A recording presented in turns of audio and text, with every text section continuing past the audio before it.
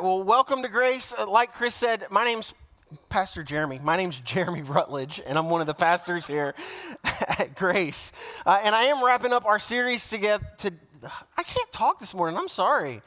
I am wrapping up our series called Better Together, and we're going to be talking today about being for our communities. If you have missed any part of this series, I encourage you to go back and listen to it, especially last week's message on forgiveness. Pastor Chris challenged us, and to put that into practice, I believe that you will begin to see major changes in your life, in the lives of people around you, and even in your communities.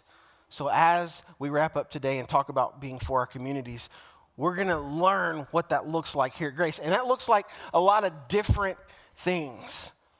And we are for our communities.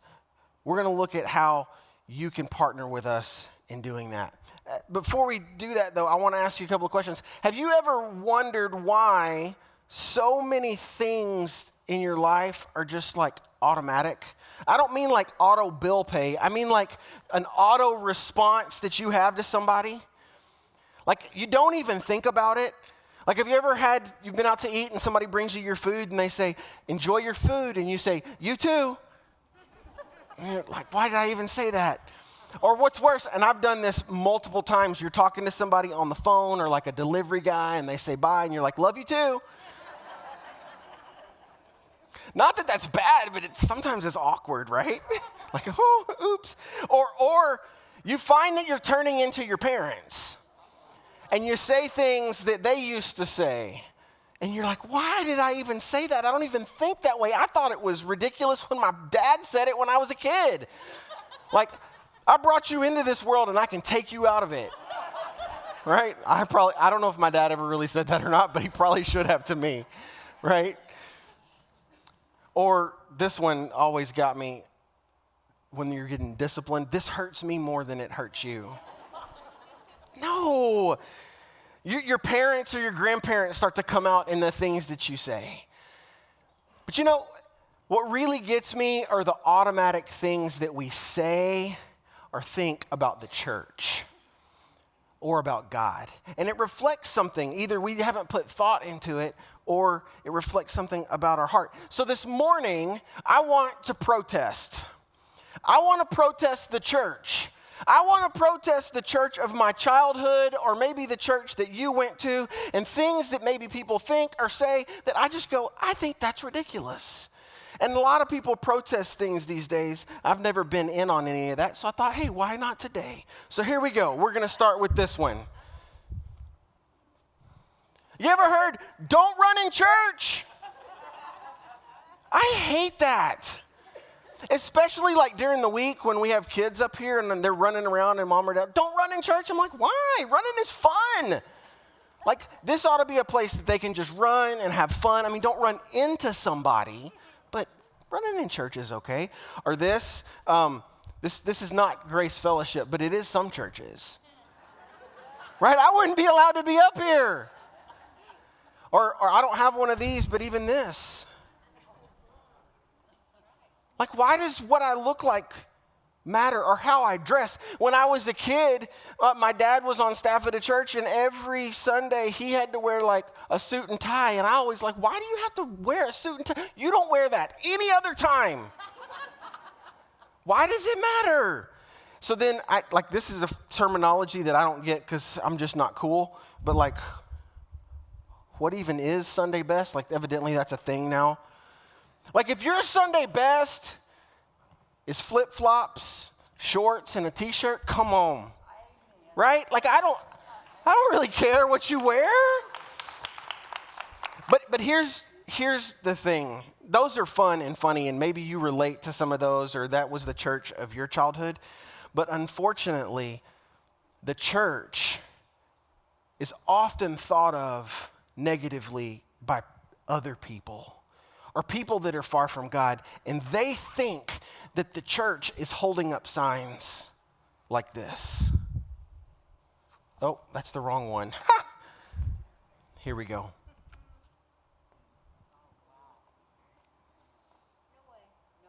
Right? Not here. But unfortunately, this is false, and far too many people believe it. What we want to do is this with that. Or they think this.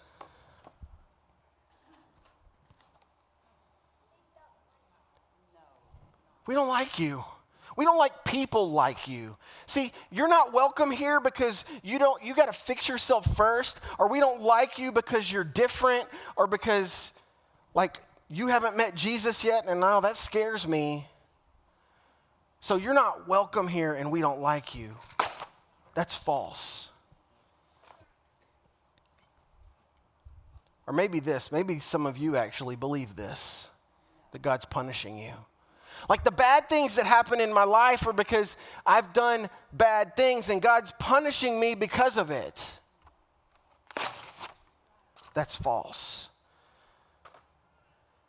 You see, the problem is that historically the church has been known for a lot of negative things, whether they're true or not. People look at the church or maybe at God or maybe even you and me as believers and think that we think those things. And the problem is that some people do. But see, here at Grace Fellowship, we want to be a church that is not known for the things that we are against, but a church that is known for the things that we are for. And that begins with being for you. And that goes on to being for our communities and the people and organizations that are in our communities. We want to inspire and equip people to know and follow Jesus, and we want to be known for that. We want to be known for the fact that we are for you and that we are for the people in our communities. We want to be known for the fact that we are a place that everybody is welcome and loved and leaves here feeling encouraged and loved. That we are a people that live out the love of Jesus, not just within the walls of this building, but every single place that we go. Because if we truly want to be a church that is known for being for our communities, then we will have to be known for being for other people. The problem is it's really, really easy for you to hide and for me to hide in a crowd. We can say, oh, I'm for that. Oh, yeah, I like that. I'm all in for that. That's fantastic. And never actually do anything about it. It's like me being a Cowboys fan. Like, I like the Cowboys. They've been a lot of fun to watch the last couple of weeks. But last year, I didn't watch a single game. Or if it was on, I fell asleep. And I didn't watch football until the Super Bowl. And I can say, I'm for the Cowboys. Yeah, I'm a fan. But really, like, it doesn't cost me anything. I'm not really, like, it's not that big of a deal. It's easy to stand behind an organization or a cause and give lip service to it, say that you're all in, never do anything for it, or write a check, but not take it personally. But see, if we're going to be for other people, it will require something from you. The problem is that most of the time I'm unwilling to pay the price. It's a struggle for me. It's probably why God says, hey, I want you to talk about this. Oh, okay. Because you're not good at it. And I'm trying to work at that in you. And I want you to share your own struggle. The problem is, I don't want to give up my time, my money, my emotional energy. I don't want to invest in somebody else's life because I'm not sure what it's going to cost me. I mean, sure, if you want 30 minutes, great, I'll help you out. But you want me to give time, money, energy on a consistent basis with no end in sight? Ooh, I don't know about that. And maybe you're like me and you might use the excuse of, I have a family, and if I do something over here and invest in somebody else and I'm for somebody else, then it might take away from my family, and that's my priority, and so I can't. And while my family should be my priority, unfortunately, sometimes I use that as an excuse not to do something. Maybe you're like me and you're like, I see the need, you see the need, everybody sees the need, and we all think somebody ought to do something about that. Not me. It's why there's such a huge void of volunteers in so many organizations all around our county. It's why every single youth sports league in Wise County struggles to find coaches and assistant coaches. I mean, everybody wants their kid to have a great coach. Man, I really want my kid to have a great coach, but I don't have time to do that. It's why, like, our Grace Youth Sports Flag Football program, which is an outreach to our community, and it's an incredible program, and Chris talked about that a minute ago.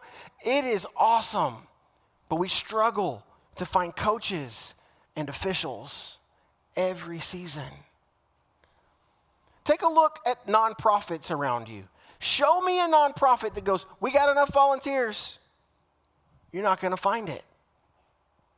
Again, we think somebody else should do that, but far too often that somebody else is not us.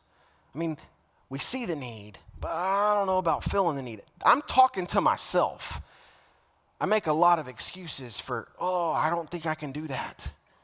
And if you really, really want to make an impact, just take a look at children's ministry.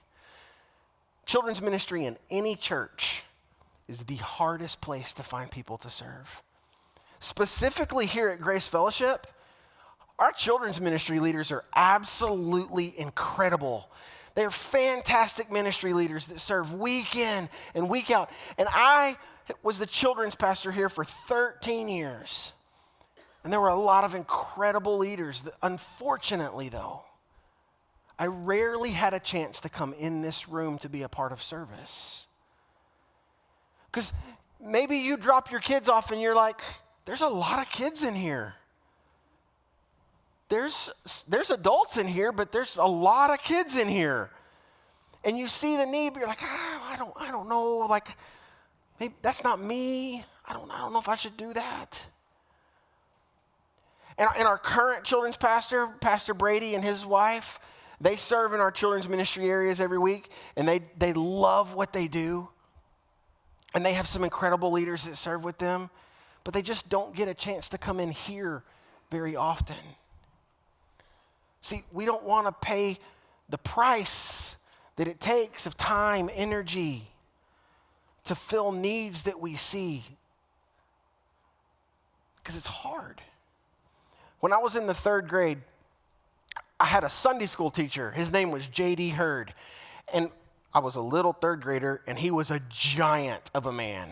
And everybody called him Big Daddy. You know what? I don't remember anything that Big Daddy taught me.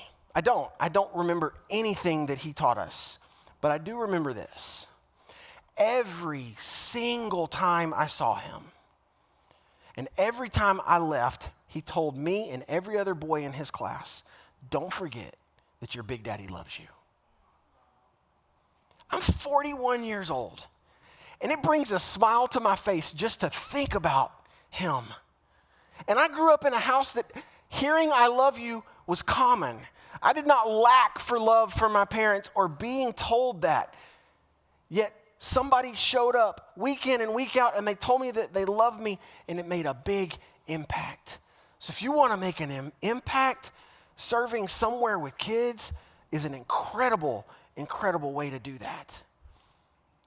Now, Jesus addressed what it looks like to actually be for somebody else. And he was talking to some religious leaders one time, and they wanted to trap him because these were the guys that were the best. They were the best at following all the rules. And so they go and they ask Jesus a question. They're like, hey, Jesus, what's like the most important thing for us to do? And Jesus answers, and they were hoping that he was going to say this, and he answered what they thought. But he went on past that. Here's what it said in Matthew 22. Jesus replied, you must love the Lord your God with all your heart, all your soul, and all your mind. This is the first and greatest commandment. They were on board. And the second is equally important. Love your neighbor as yourself. The entire law and all the demands of the prophets are based on these two commandments. See, Jesus answered exactly what they expected. Yeah, exactly. We're good at that. And then he went on and added something that they were like, oh, I don't know about that. See, Jesus was saying, you can follow God and you can love God and you can follow all the rules, but if you don't love your neighbor, see, it doesn't work that way. You can't love God and not love your neighbor. He said, you can follow the rules, jump through all the hoops. You can be for God. You can be for the church. You can be for avoiding sin, for doing the right thing, for standing up for what is right. You can look like the model of just the perfect rule follower and the moral person that does all of the right things. That's what the religious leaders were. In their eyes and in the eyes of the people around them, they were the ones that were the best at following God. But then he said, equally important and not separate is to love your neighbor as yourself. You can't love and follow God without loving your neighbor. These are not mutually exclusive.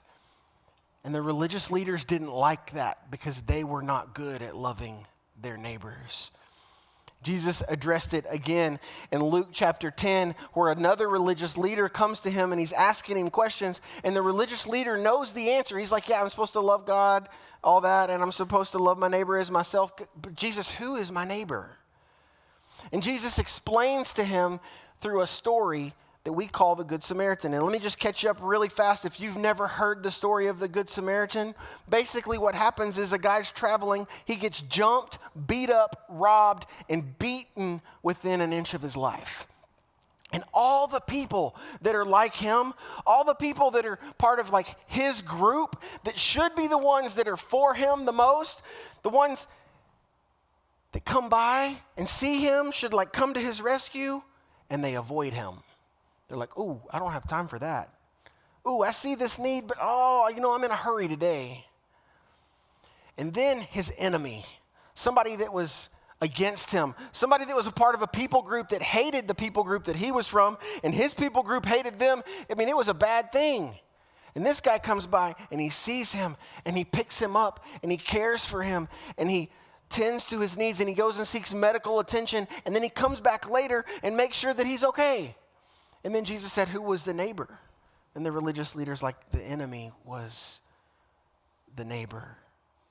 See, everything that Jesus was saying in both of those instances is pointing to the fact that in order to love God, that maybe the best way that we show God that we love him is by loving other people. Even the ones that don't look like you.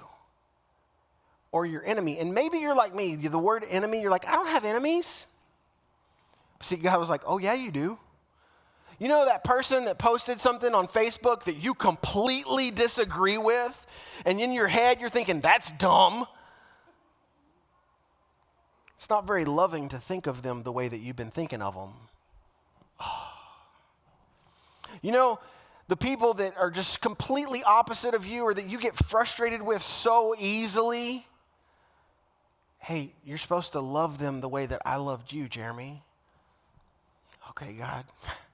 I'm not very good at that. But see, God, they don't hear that I get frustrated because I don't post something back. I just get like, oh, that was ridiculous. Yeah, but see, Jeremy, it's your heart that I'm talking about.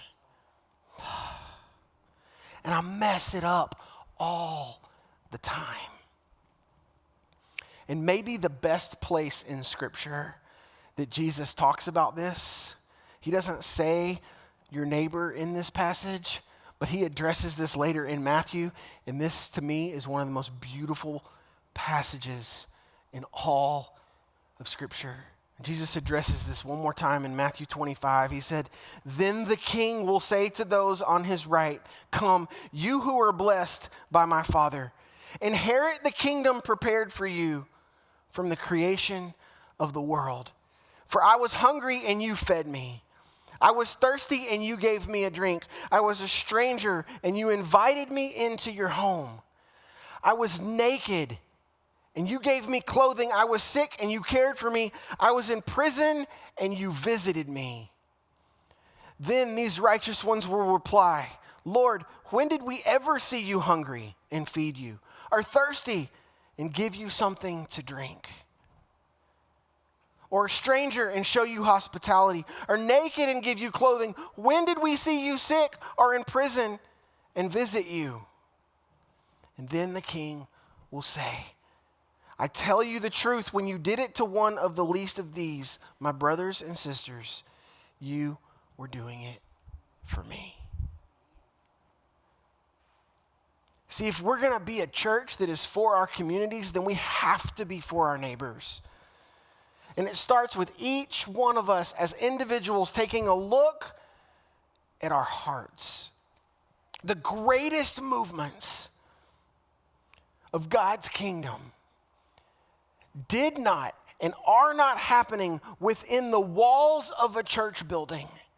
They are happening because individual people have a real encounter with Jesus. They are forever changed, and then they want to share that with others. And they do that for the most part through love. And it is unstoppable when you see these movements happen. The fastest growing church in the world has no leadership. It's just people loving other people and telling them about Jesus. And it is not in America.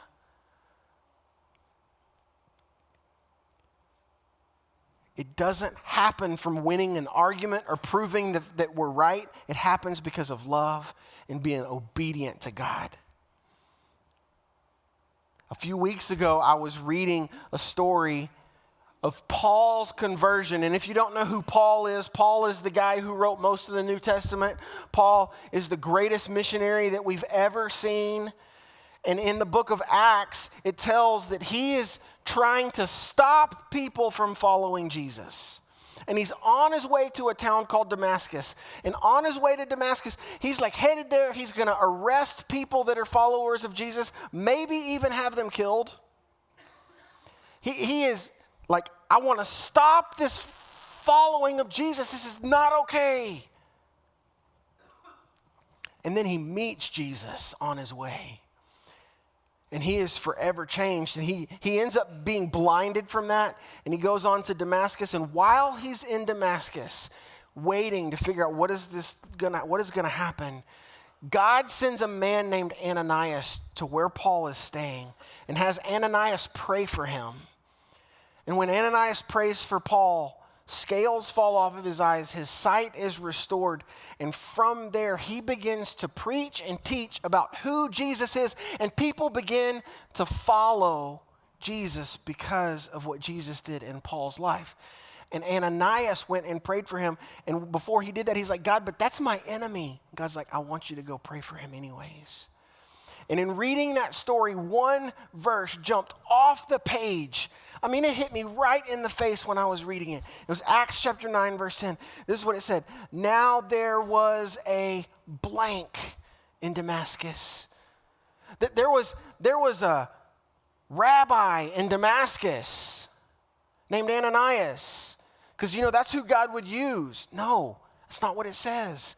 There was a priest in Damascus. And God talked to him and told, no, it wasn't a priest.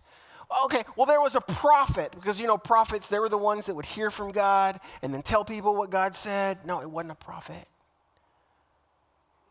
No, it said there was a believer in Damascus named Ananias. A believer. Somebody who followed Jesus, living in a town, being obedient to God, doing what God said for him to do, going and praying for his enemy, that helped launch a ministry that reached the entire known world.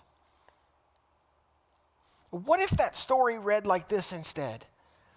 There was a believer in Bridgeport or Paradise, Chico, Alvord, Decatur, Springtown, Boyd. There was a believer in whatever town you're from named you. And God spoke to them. And they were obedient to what God asked them to do. And because of it, this person came to follow Jesus. And this person came to follow Jesus. And this family was rescued from addiction and darkness. And this school district began to see things happen that they'd never seen before. And we could only point to Jesus because of it.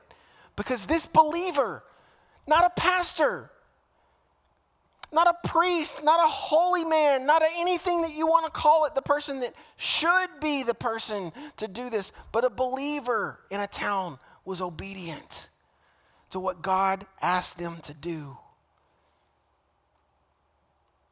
It's not going to take a pastor or a church leader to begin a movement in God's kingdom in our communities. It's going to take each of us as individuals doing what he calls us to do. Being who he created you to be and being obedient to the things that he wants from you. That is what we would call a community champion. And we'll talk about what that looks like a little bit, or a little bit more about community champions in a second. But a person in a town just being obedient, helping cause a movement, wow. What if, fast forward years from now, Jesus was speaking and he said these words instead of what we read a minute ago. Then the king will say to those on his right, "Come, you who are blessed by my Father, inherit the kingdom prepared for you from the creation of the world. For I needed a football coach, and you taught me and you encouraged me. And I came to church, and you were my small group leader, and you were the first person to ever tell me that you loved me. I was a stranger, and you invited me into your home. I was a teenage mom, and you helped me, and you didn't judge me, and I could always count on you. I was sick, and you cared for me. I was in prison, and you visited me. In my darkest time of grief, you were there. When I felt like I couldn't go on, you came alongside me. And when I didn't deserve your love or your care, you never wavered in loving me. And when you served me in those things, you served and loved me." What if Jesus said that about you? What if your life was defined by loving other people, especially people that are different from you? And Jesus, when he welcomes you or when he talked to you, he's like, "You loved me so well." Not because of the things that you did for him, but because of what you did for other people.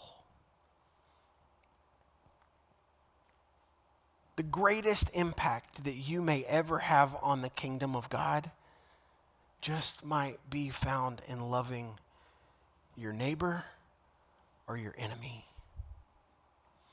So if you're sitting here today and you're thinking, "I want to be known for that. I'm in. I want to be obedient to what God has for me to do, but I don't really know where to begin." I want to tell you about a couple of things that you can do as a next step that may help you with that. Just like Chris said earlier, on the seat back in front of you, there's this QR code. Scan it. Pull it up. If you're online, there's a link for you there. You can click on that. It pulls up a bunch of different links. And from that QR code, you can find the things that I'm about to talk about.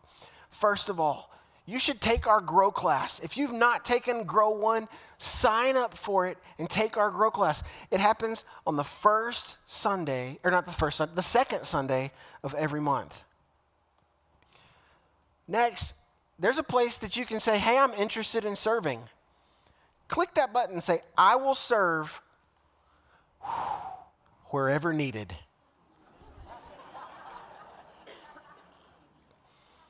I'm just saying, almost 20 years ago, I was at a church and they said, we have a need in our children's ministry area. And I didn't even want to go to the church. But I was listening to God. I'd been going there for a couple of years. And God said, I want you to stay. And I did not want to stay. I did not enjoy going there. And I saw there's a need and somebody needs to fill it. But God, I don't want to do it. And I stepped out and I said, I'll do that. And God wrecked me through that experience. And through serving in that children's ministry, God began to do a work in my heart and eventually led me into serving in full-time ministry and being a children's pastor. Because I said yes to something that I did not really want to do. And if I could go back, I would be like, do it, do it, do it, do it. It was incredible. So my challenge to you is like not, oh, go sign up for children's ministry, but it's ask God, what need do I need to fill? And sign up to serve wherever he wants you, and we'll help you figure that out. Maybe for you, you already serve somewhere, but it doesn't cost you anything. Like you can show up, I can serve for a few minutes, and then I can go to church. Maybe for you, it's time to take a step and go, I'm going to do something that actually requires a little bit more of me. I'm not saying that those places that you serve are not absolutely incredible and vital to what we do as a church. But maybe for you, it's time to take the next step and make room for somebody who's like, I don't know about this serving thing, but I'm willing to give it a try, and let them step into the place that you've been serving. That would be an incredible next step. But ask God what he wants you to do.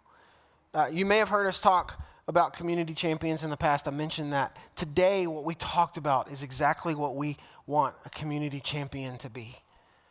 I want that to describe every aspect of a community champion.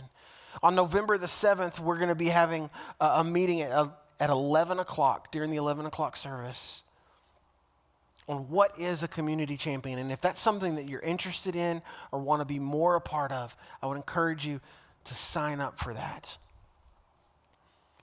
And last, I would say, get involved in your community. This is the hardest part for me. Give of your time and your energy within your community. Sign up to be a coach of a little league team, of a soccer team.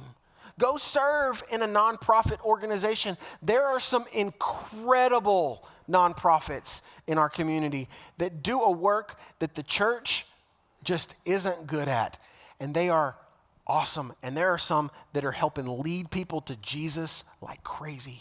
Find a place to serve if you think that's something that God is calling you to do. Or maybe serve on your kids' school's PTO or PTA. We want to be a church that is known for being for our communities, and that happens by being for other people. And that takes place individually as you serve wherever God's called you to be. Let's pray. God, thank you for today. Thank you for challenging me this week in my heart and what you want from me. And God, I ask that you would help people take their next step in following you and loving the people around them that are not like them. That is hard. But it's how we show you love better than anything else that we do. I'm not good at it, but I want to be better. So God, help me. I love you. Amen.